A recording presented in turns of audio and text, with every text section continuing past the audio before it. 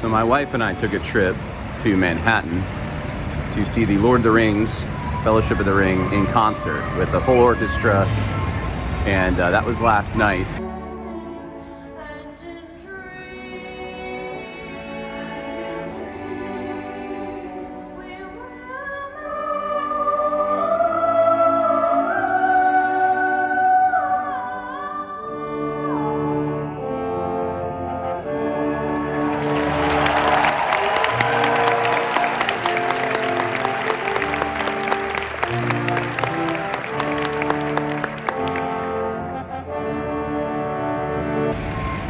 And I have a question.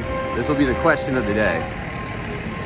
Do people in experiencing modern life in an urban environment, so the most secular people who live in New York, do they actually want a traditional society, a Christian society, deep down? In some way, in some part of their being, is there something in them that misses or has a nostalgia for something that's been lost? Now, why do I ask this? Well, The Lord of the Rings is an explicitly Christian fantasy, and I don't mean that people are born again after they watch it. I mean it just has a lot of parallels and assumptions that would come only from someone who bought into somewhat of a Christian worldview. Providence, sovereignty, purpose, a divine being that controls our destiny in mysterious ways sometimes we don't always understand, shaming the strong, using the weak to do so.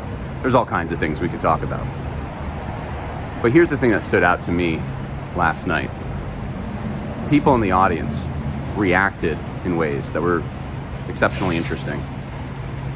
One was when Aragorn throughout the movie is foreshadowed as being the true king.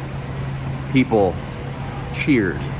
And I just kept thinking to myself, especially in the end, when Boromir is dying and he calls Aragorn his king, everyone cheers. Why do we want a king? And it's a fantasy, I know, but why cheer for that? Why cheer for monarchy? Monarchy is bad, I thought. We want democracy, right?